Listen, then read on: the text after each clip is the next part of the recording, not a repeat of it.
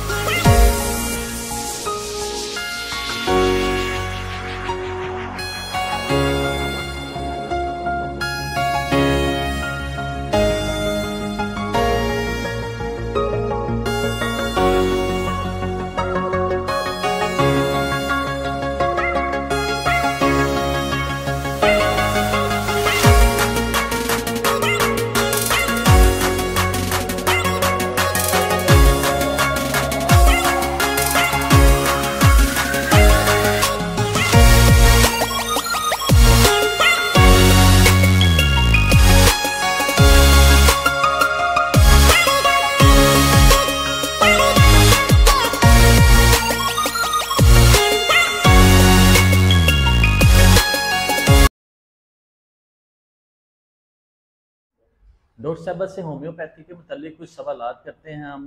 Doctor साहब अस्सलाम वालेकुम। बेसिकली होम्योपैथी का आगाज़ कब हुआ और क्योंकि ऑलरेडी एक एलोपैथी का सिस्टम मौजूद था। जी वालेकुम सलाम। जी बिल्कुल, ऑलरेडी एक सिस्टम ऑफ मेडिसिन तो मौजूद था उस टाइम में, लेकिन होता ये था कि उस वक्त का जो तरीका इलाज था ना वो बड़ा जालिमाना किस्म का था। मसलन उस वक्त अगर कोई बीमार हो जाता था तो उसमें ब्लड लेटिंग की जाती थी, मसलन उनका खून बहाया जाता था। ये समझा जाता था कि ये वाइटल फ्लूइड है, अगर इसको निकाल देंगे तो बीमारी भी इसके साथ बॉडी से निकल जाएगी। या जो पार्ट डिजीज हुआ, मसलन हाथ पे कोई डिजीज आ गई तो उसको क्या किया जाता था, हाथ ही काट दिया जाता था।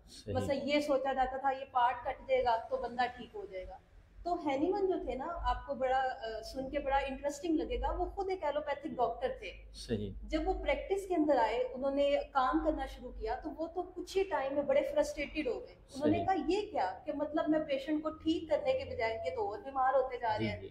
तो उन्होंने उस टाइम अपनी प्रैक्टिस बंद कर दी थी।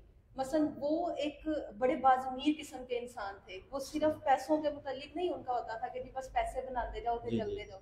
तो उन्होंने अपनी प्रैक्टिस बंद की और उसके बाद उन्होंने सोचना शुरू किया और एक नया सिस्टम जो था वो दुनिया को मुतारिफ करवाया, जो कि होम्योपैथी के नाम से हम लोग जानते हैं। डॉक्टर साहब हम बेसिकली ये जानना चाहते हैं कि होम्योपैथी क्या है और इसमें तरीका इलाज क्या है। बेसिकली होम्योपैथी एक होलिस्टिक साइंस है जिसमें हम लोग हर पेशेंट के रूट कॉज पे काम करते हैं, यानी बीमारी आने की वजह क्या है। जब उस लेवल पे जाके काम किया जाता है ना तो फिर सेहत याबी का अमल स्टार्ट होता है। और बेसिकली वो वाले सारे लोग जो आप देखते हैं, जैसे हर साल मौसम चेंज हुआ वो बीमार हो रहे हैं और बार बार बीमार हो रहे हैं, तो उनकी उस टेंडेंसी को ब्रेक किया जाता है, उनकी इम्यूनिटी को इतना स्ट्रॉन्ग बनाया जाता है ताकि वो बार बार बीमार ना हो। डॉक्टर साहब एक बड़ा कॉमन सा क्वेश्चन है कि होम्योपैथिक मेडिसिन जो है वो बड़ी स्लो एक्टिव होती है, इसका क्या है कि उसका बड़ा प्रोसेस एक लगता है इसका किसी भी पेशेंट के ऊपर इतना टाइम। अच्छा, ये ना एक टोटली मिसकंसेप्शन है। बीमारियों की कैटेगराइजेशन है। कुछ एक्यूट प्रॉब्लम्स होती हैं, जैसे नजला जुकाम बुखार आ गया, ठीक है, ये एक्यूट प्रॉब्लम है। इस कंडीशन में तो दवाई का एक कतरा जुबान पे रखते ही हीलिंग का प्रोसेस शुरू हो जाता है। और होम्योपैथी से फास्ट मेडिकल साइंस कोई नहीं है। कुछ केसेस ऐसे हैं जिन्हें क्रॉनिक कैटेगरी के अंदर हम डालते हैं। मसलन ऐसे केस जो 20 साल से बंदों का मसला है, जी डायबिटीज है, शुगर है, 20 साल से चल रहा है, हाइपरटेंशन 20 साल से चल रहा है, आप देखते हैं कुछ लोगों को कब्ज होती है, पूरी पूरी जिंदगी वो 20 साल से 30 साल से इतनी देर से वो उस बीमारी के अंदर फॉल करते हैं। फिर उनको ट्रीट होने के लिए, मुकम्मल सेहत याब होने के लिए थोड़ा टाइम लगता है। दूसरा ये होता है कि जो हमारे पास ट्रीटमेंट है ना, उसके भी कैटेगराइजेशन है। मसलन कुछ ट्रीटमेंट होते हैं पैलिएटिव, उसमें क्या होता है, सरदर्द हुआ, आपने पेन किलर ले लिया, सरदर्द को वक्ती आराम आ गया, फिर थोड़ी देर बाद शुरू हो जाएगा, ठीक है। उसके बाद कुछ ट्रीटमेंट होते हैं जिन्हें हम सप्रेसिव ट्रीटमेंट कहते हैं। उसमें क्या होता है जी, एक हिस्से से आपने उस बीमारी को खत्म किया, वो बीमारी आपकी मेटास्टाइज करती है किसी और ऑर्गन की तरफ, किसी बड़े ऑर्गन की तरफ, और बंदा कहता है मैं तो सही हो गया, लेकिन बीमारी किसी और ऑर्गन की तरफ चली जाती है। तीसरा ट्रीटमेंट होता है जो होम्योपैथी में होता है, वो है क्यूरेटिव ट्रीटमेंट, जिसमें बीमारी जब ठीक होती है तो patient mentally, physically, emotionally, socially हर लिहाज में अपने आप को बेहतर फील करता है। तो हम लोग बेसिकली एक क्यूरेटिव ट्रीटमेंट देते हैं जिसमें क्रोनिक बीमारियों को ठीक करने में टाइम लगता है। डॉक्टर साहब, होम्योपैथी में ज़हनी अलामात के ऊपर बड़ा गौर किया जाता है और उसको बड़ा एक अच्छे तरीके से देखा जाता है, उसके ये इसकी कितनी हकीकत है? हाँ, ये ऐसा है कि हमारा जो पूरी बॉडी का हेड ऑफ डिपार्टमेंट है ना, वो हमारा माइंड है। जितने हमारे थॉट्स हैं, जितनी भी हमारी बॉडी की एक्टिविटीज हैं, वो हमारे माइंड के कंट्रोल में है। वो कहेगा तो हम एक्शंस करते हैं। तो बीमारी की इब्तिदा भी बेसिकली माइंड के लेवल के ऊपर ही होती है। उसके बाद फिर फिजिकल बॉडी के ऊपर सिम्टम्स आते हैं।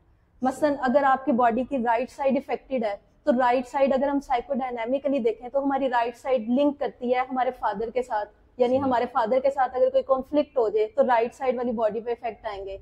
राइट साइड हमारे पार्टनर के साथ जो है वो लिंक करती है। इसी तरह अगर हम लेफ्ट साइड को देखें तो ये हमारी मदर के साथ, हमारे बहन भाइयों के साथ, ब्लड रिलेशंस के साथ ये लिंक करती है। इसी तरह बॉडी के पार्ट्स हैं डिफरेंट, उनके भी माइंड के लेवल के साथ जो है वो कनेक्शंस हैं। आप देखते हैं कि जिन लोगों को शोल्डर्स की पेन ज्यादा होती है, उनकी आप कॉज पे जाएंगे ना तो आपको हिस्ट्री में मिलेगा इनके ऊपर रिस्पॉन्सिबिलिटीज बहुत ज्यादा है, तो आहिस्ता आहिस्ता उनके शोल्डर्स में पेन आने लग जाती है। इसी तरह आपके जो हाथ हैं ये आपकी क्रिएटिविटी को डोनेट करते हैं। अब देखते हैं कि फीमेल्स को शादी के बाद रोक दिया जाता है, काम नहीं करने दिया जाता है, बस तुम घर बैठो, घर संभालो। उनके आप देखेंगे उनके हैंड्स के अंदर प्रॉब्लम आएगी, उनकी बोन्स के अंदर प्रॉब्लम आएगी। इसी तरह आपकी जो बैक है वो एक सपोर्ट सिस्टम को जाहिर करती है। मतलब आपकी पूरी बॉडी आपकी बैक के साथ चल रही है। अगर बैक की प्रॉब्लम जिन लोगों में ज्यादा आ रही है तो हम देखते हैं उनके अंदर ये टेंडेंसी है, उन्हें ये फील होता है कि भाई मेरे साथ सपोर्ट कोई नहीं है, मैं अकेले कर रहा हूँ। तो जो टेंडेंसी होती है ना, उस माइंड के लेवल पे हम उस टेंडेंसी को ब्रेक करते हैं ताकि बंदा पॉजिटिवली सोचे और एक हेल्दी लाइफस्टाइल के अंदर आए। डॉक्टर साहब, एक चीज सुनने को मिलती है कि होम्योपैथी के जो डॉक्टर हैं वो एक मरीज के ऊपर घंटों लगा देते हैं, हालांकि एलोपैथी के जो डॉक्टर हैं आप उनके पास जाते हैं तो 5-10 मिनट में आपको चेक करके दवाई दे देते हैं। ऐसा फर्क किस वजह से है? आप बड़े इंटरेस्टिंग क्वेश्चंस लेके आए हैं, मुझे लगता है पूरी सर्च करके आए हैं आप। अच्छा, इस तरह है कि हम पेशेंट को एज अ होल लेके चल रहे होते हैं, यानी सर से लेके पांव तक हमने उसको ट्रीट करना है, ठीक है। तो जब हम क्रोनिक केसेस को हल करते हैं ना, तो उसमें ठीक करने के लिए हमें उसकी हर चीज को जानना जरूरी है। मसलन उसकी नींद कैसी है, उसकी भूख कैसी है, ख्वाब कैसे देखता है वो बंदा, उसका उठना जागना, उसकी ख्वाहिशात कैसी हैं, उसकी खाने पीने की पसंद कैसी है, उस जिस पेन के साथ वो आया है, जिस कंप्लेंट के साथ वो आया है, उसको डिटेल में जानना हमारे लिए बड़ा जरूरी होता है। इसलिए फिर टाइम लगता है, क्योंकि अब देखें ना, एक ही चीज के लिए हमारे पास हजारों दवाइयां हैं, ठीक है। तो हमारा बेसिकली जो पर्पस होता है ना, वो पेशेंट को इंडिविजुअलाइज करना होता है। मतलब 2 मरीज हमारे पास सर दर्द के लिए आ रहे हैं, तो आप एलोपैथी में देखते हैं कि जी दोनों को हम कोई पेन किलर सेम ही दे देंगे, हम ऐसा नहीं कर सकते।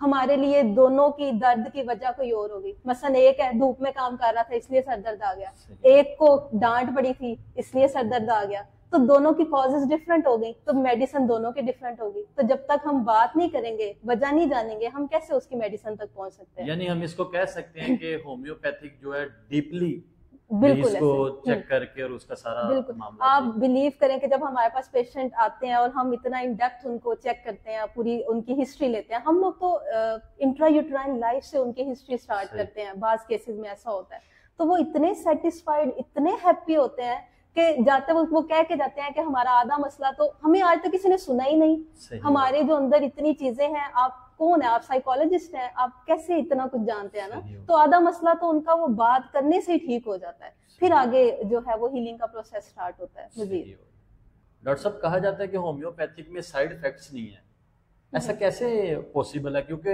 सुनने में तो यही है कि कोई ना कोई मेडिसिन आप जो भी लेते हैं उसमें कोई ना कोई साइड इफेक्ट्स लाजमी होता है। होम्योपैथिक में कैसे कहते हैं कि इसके कोई साइड इफेक्ट्स नहीं? हाँ जी, क्योंकि हम लोग एनर्जी लेवल पे काम करते हैं, ठीक है। और दूसरा ये होता है कि इस मेडिसिन की प्रिपरेशन इस तरह से की जाती है कि इसके साइड इफेक्ट्स को मिनिमाइज कर दिया जाता है। तो बॉडी पे सिर्फ हेल्दी इफेक्ट्स आते हैं, साइड इफेक्ट्स नहीं आते। साइड इफेक्ट्स उस सूरत में आएंगे जब बंदा खुद अपनी मेडिकेशन खुद करने लग जाएगा। मसलन आजकल तो इतना कॉमन है ना, गूगल से मेडिसिन देखी और मेरे पास बॉटल्स लेके आ जाते हैं, डॉक्टर साहिबा बता दें कि ये मुझे किसी ने कहा कि सुबह दोपहर शाम में लेता रहे। तो इस तरह तो उनकी प्रूविंग शुरू हो जाती है और फिर वो साइड इफेक्ट्स आते हैं अगर आप खुद से लेंगे। हमारे पास जब पेशेंट आता है, हम उसकी एज, उसका जेंडर, उसका बॉडी स्ट्रक्चर, वो सारा देख के उसकी पोटेंसी को उसके साथ मैच करते हैं। मसलन अगर एक बच्चा है तो उसको हम हाई पोटेंसी देंगे, वो तो बर्दाश्त ही नहीं कर सकेगा। तो हम जो देते हैं वो बड़ा एक प्लान के साथ चल रहे होते हैं। तो पेशेंट जब खुद लेके आता है तो फिर वो तबाहियां मचा के आता है बॉडी के अंदर। और दूसरा, जैसे आपने क्वेश्चन किया, तो लोग ये भी कहते हैं कि अगर होम्योपैथी का फायदा ना हो तो नुकसान भी नहीं होता ना। तो नुकसान इस सूरत में, अगर आप गलत मेडिसिन लेंगे तो डेफिनेटली नुकसान होगा। अगर आप खुद से ले रहे हैं और पोटेंसी हाई 1 ml ले रहे हैं, CM में ले रहे हैं, 10 ml ले रहे हैं, फिर तो तबाहियां मचेंगी बॉडी के अंदर। फिर ऐसा नहीं है कि नुकसान नहीं होगा आपको। यानी ये रॉन्ग है, ये रॉन्ग है अगर आप खुद दे रहे हैं। मसलन हम तो डिजीज देख रहे हैं पेशेंट को कौन सी है, मेडिसिन किस कैटेगरी की है और पेशेंट किस कैटेगरी का है। इन तीनों को मैच करके हम उसकी एक पोटेंसी सेलेक्ट करते हैं। तो अगर खुद से लेंगे तो आप तो ये चीजें नहीं जानते ना, तो फिर साइड इफेक्ट्स आएंगे। डॉक्टर साहब, कुछ लोग ऐसे हैं जो एलोपैथिक के साथ होम्योपैथिक भी कुछ थोड़ी थोड़ी यूज कर रहे होते हैं, तो क्या एलोपैथिक के साथ होम्योपैथिक ले सकते हैं हम?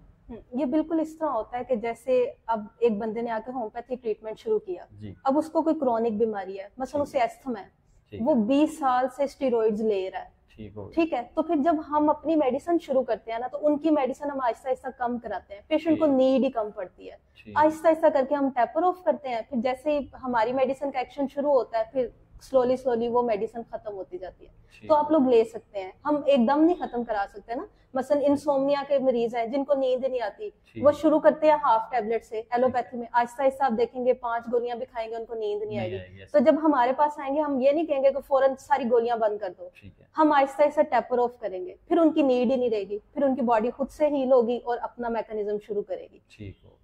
डॉक्टर साहब, आपका क्लिनिक तो लाहौर में है, जी जी। तो जो लाहौर से बाहर मरीज वगैरह होते हैं, तो वो उनको आप कैसे मेडिसिन प्रोवाइड करते हैं? अच्छा, हमारी जो मेडिसिन हैं वो ऑल ओवर द पाकिस्तान जाती हैं, पूरे पाकिस्तान के अंदर। उसमें ये होता है कि हम कॉल पे उनकी सारी हिस्ट्री वगैरह ले लेते हैं, उसके बाद उनके कंडीशन के अकॉर्डिंग हम यहाँ से मेडिसिन उनको भेज देते हैं। तो पूरे पाकिस्तान में हमारी मेडिसिन जाती हैं। ठीक हो गया।